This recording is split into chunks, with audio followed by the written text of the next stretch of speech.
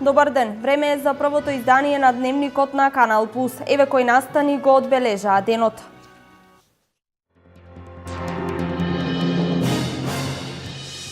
Со мерката 50-50 земјоделската механизација во државата е збогатена со 2000 трактори и 8000 земјоделски машини. Во Дневникот говориме и за зимскиот агротехнички третман на овошките.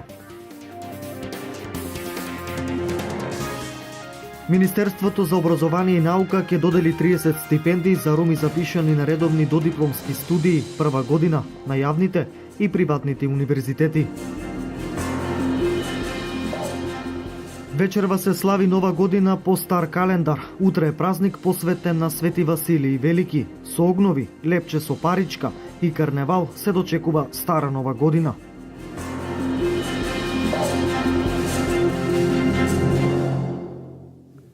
Владината подршка на земјоделството, односно проектот 50-50, досега резултираше со набавени 10.000 парчиња земјоделска механизација, од кои 2.000 трактори и 8.000 други видови машини, изјави премиерот Груевски. Во земјоделските задруги тој принцип беше 90:10, со цел силно да се подржи формирањето на земјоделските задруги. Со поддршката што владата ја даваше во изминатите години на проектот 50-50, се помогна да се набава 10.000 парчиња земјоделска механизација во Македонија.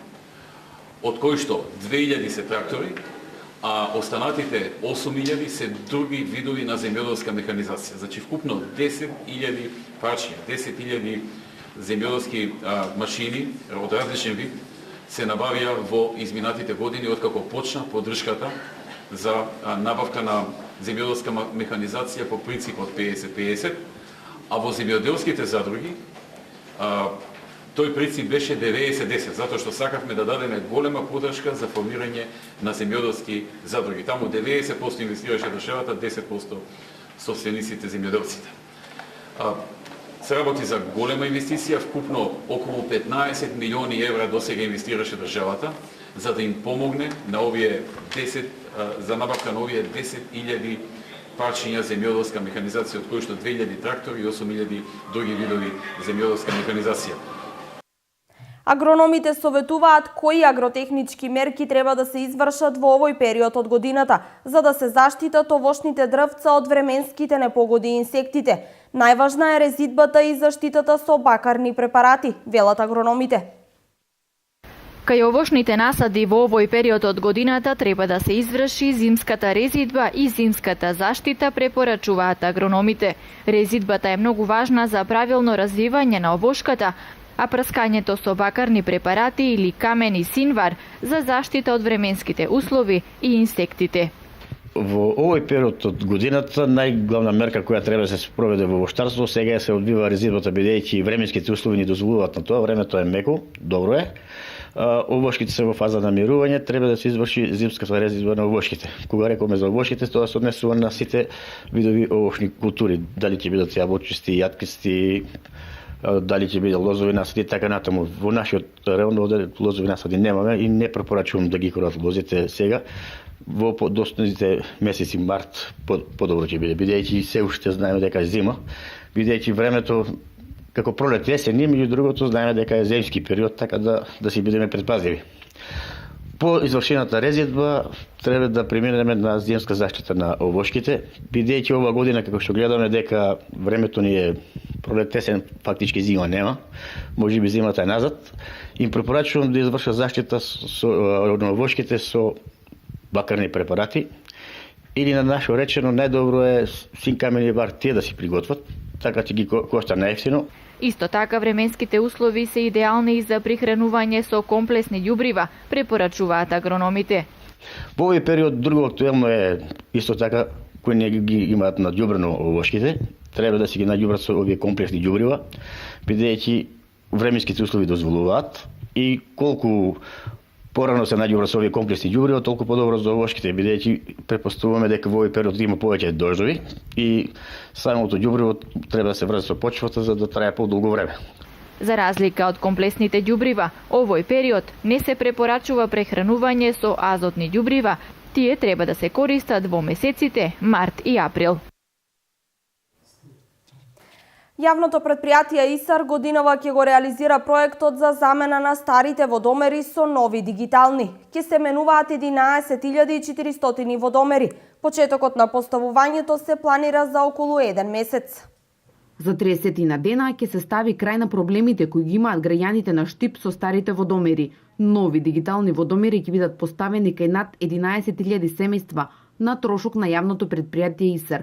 Средствата за овој проект се обезбедени преку Европската инвестициона банка.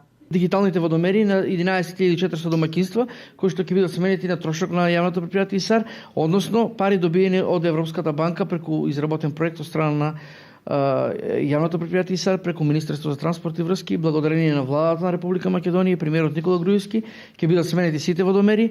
Исто така и ова е проект на владата на Република Македонија, на општина Штип и на јавното предпријатие ИСАР, кој што беше вветени во изборната програма, веќе се реализира за самиот пазар.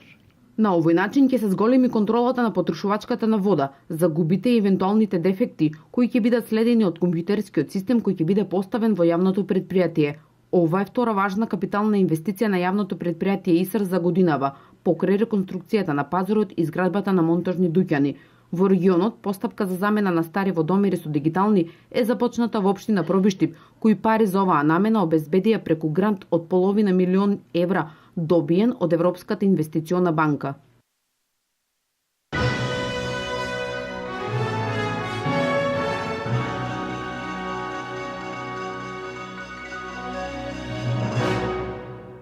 Во организација на ВМРО ДПМН вчера попладне се одржа трибина како дел од кампањата на Македонија и треба твојата идеја.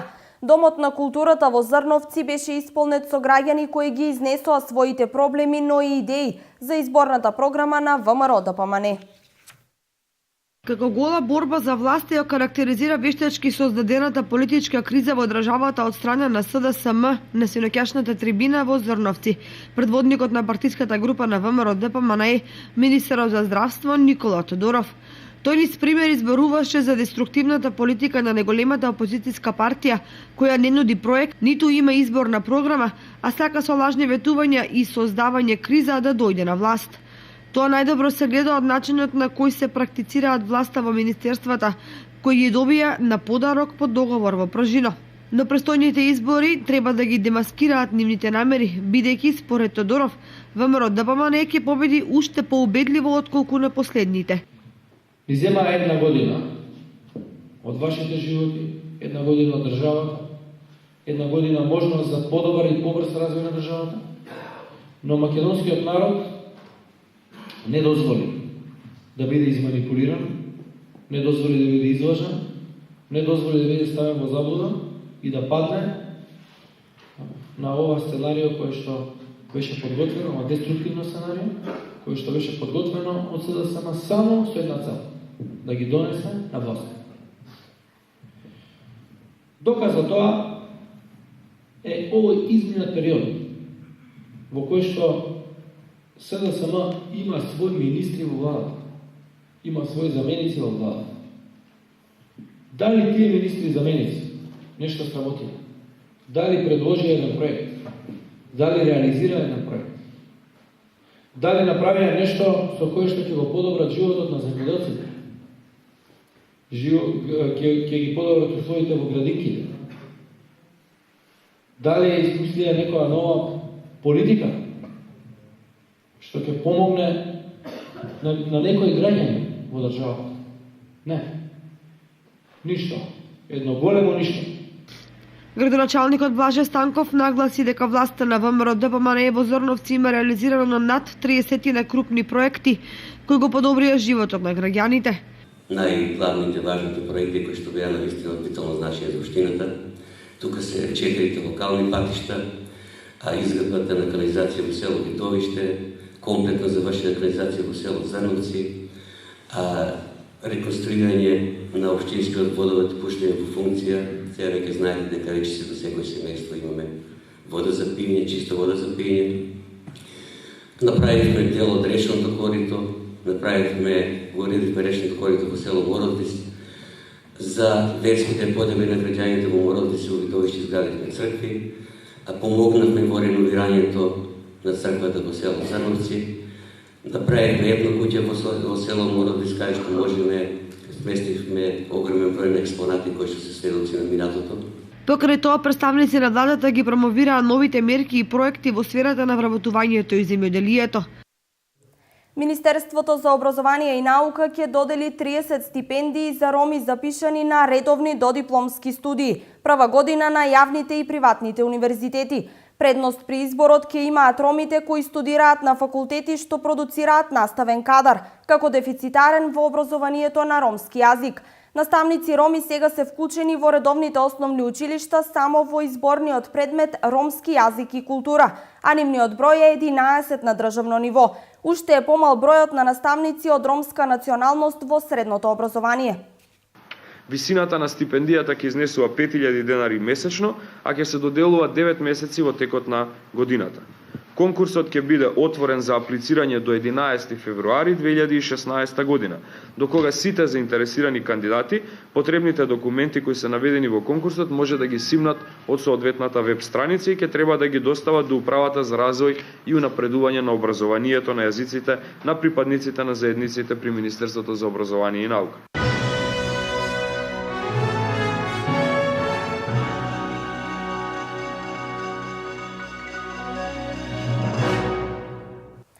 Детските градинки во Штип кадровски ќе се зајакнуваат. Систематизацијата на работните места предвидува повеќе стручен кадар за нега и едукација на децата, а конечно ќе се реши и проблемот со недостиг на дефектолози и логопеди.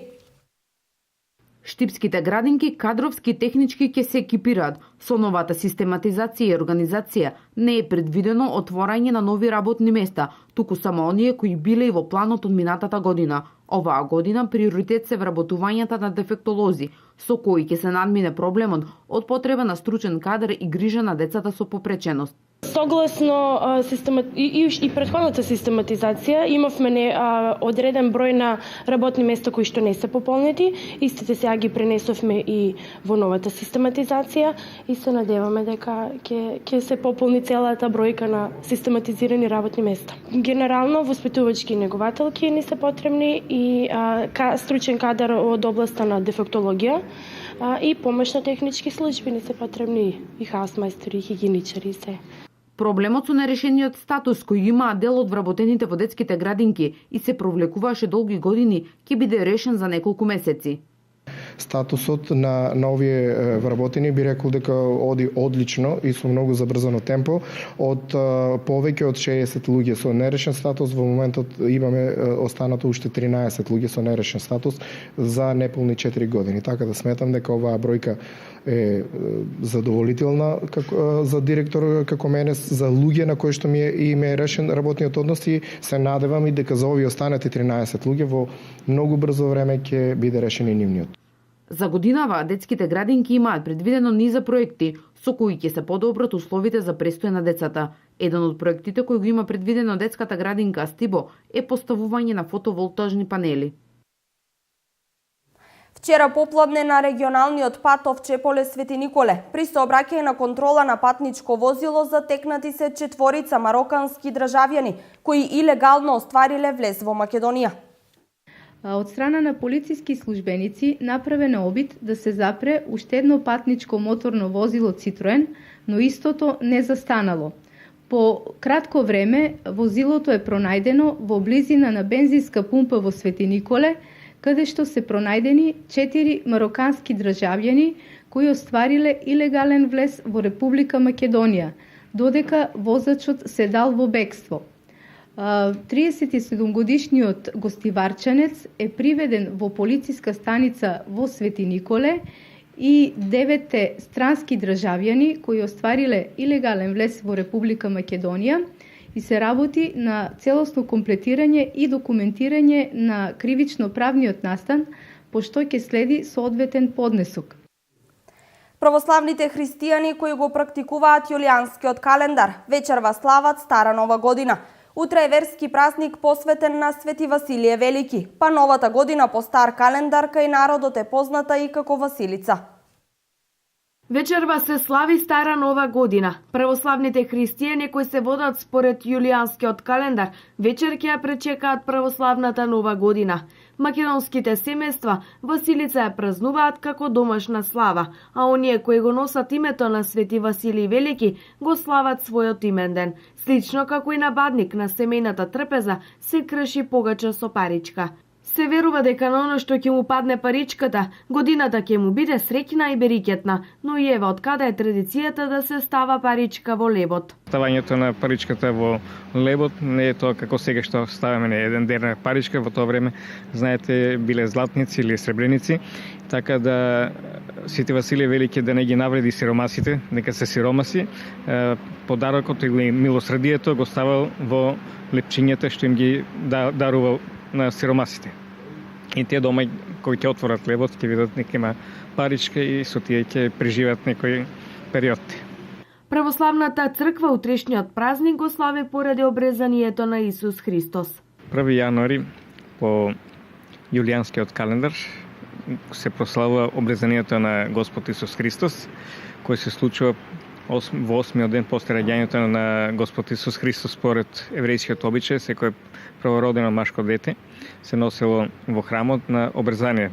Поради тоа што Господ Исус Христос не дошол да го сруши законот, туку да го исполни и надополни, тој го исполнил и овој услов и бил обрезан. Исто така во овој ден си спомнуваме и за Свети Василие Велики, еден од најголемите мислители, умови на христијанството, покрај Свети Јован Златус и Свети Григорија Богослов. Тој починал на 1 јануари 329 година и на овој ден се служи и неговата литургија која напишал, литургијата на Свети Василие Велики.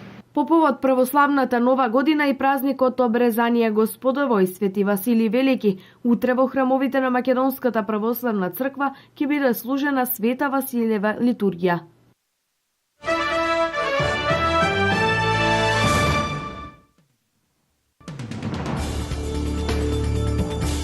По спроведената антитерористичка операција во 5 градови откако се случи нападот во кој загинаа 5 лица, турската полиција приведе 59 лица. Сите приведени се осомничени за поврзаност со џихадистичката група Исламска држава. Меѓу опсените има голем број турски државјани кои се товарат за терористички активности. Според полицијата, приведените имале задача да ги откријат слабите точки на поголем број државни институции, кои потоа би биле цел на терористички напади. Нападот во Истанбул е подолакт на насилство кој уште еднаш ја потврдува потребата од обединување на напорите на целиот свет во борбата против тероризмот, изјави францускиот претседател Франсуа Оланд. Тој ја изрази својата солидарност со Анкара 2 месеци откако во Париз беа изведени серија терористички напади во кои загинаа 130 лица.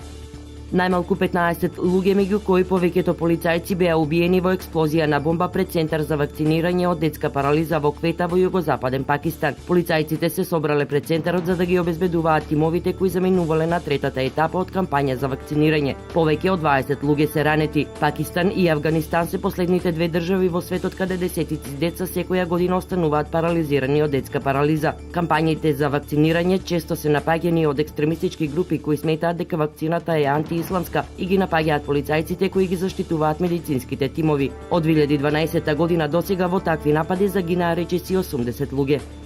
Од компанијата Сухој, руската војска купила 50 најнови модели Су-35 во вредност од 60 милиарди рубли или нешто помалку од 1 милиарда долари. Ова за руските медиуми го изјави човек близок до Министерството за одбрана на Русија. Според договорот, 50 авиони ловци ќе бидат испорачани во наредните 5 години. Изворот на информацијата истакнал дека договорот бил подготвен уште во август минатата година. Порано било соопштено дека Русија веќе добила 48 нови ловци Су-35.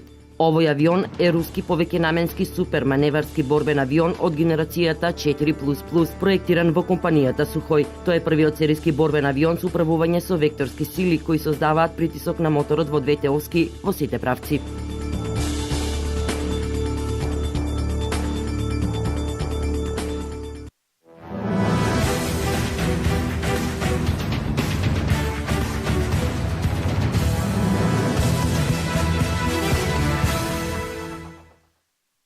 Еден нерешен резултат и една победа беа доволни за ракометниот клуб Делчево со освоени 3 бода да го освои првото место во групата на зимскиот турнир Вардар, еден живот, една љубов и да обезбеди полесен противник во денешните елиминации. Во последниот натпревар ракометниот клуб Делчево ја совлада екипата на општина Киселавода со резултат 19-11. Во првиот натпревар пак делчевчанки со тимот на ракометниот клуб Бутел одиграа 9:9. Денеска екипата од Делчево вкрстува со второпласираната екипа од Д групата, екипата на Академија 1, а од стручниот штаб најавуваат нова победа. Инаку во рамки на зимскиот турнир Вардар, еден живот, една љубов, играчите генерацијски родени 99 и 2000 со своите екипи од Академијата ги забележаа првите победи. Уште 2 дена е рокот за пријавување за избор на спортист за 2015 година. Пријавите треба да се достават до Комисијата за спорт во општина Штип, најдоцна до 15 јануари. А општина Штип упатува подсетување до спортските клубови и спортските работници дека доставувањето на пријавите за избор на спортист за 2015 година е до 15.1.2016 година, тоа е петок. Сите пријави кои што ќе пристигнат после 15.1 нема да бидат предмет на разгледување. Значи до спортските клубови и спортските медиуми се доставени пријавите и критериумите за избор на најдобар спортист за 2015 година во категориите пионери, кадети, младинци и сеньори. Според критериумите, спортистот сите постигнати резултати да ги постигнал како член на клубот Штип за рангирање на спортистите, во предвид се зема и најдобриот резултат во 2015 година. Како дел од критериумите, предност имаат спортистите во апсолутна категорија.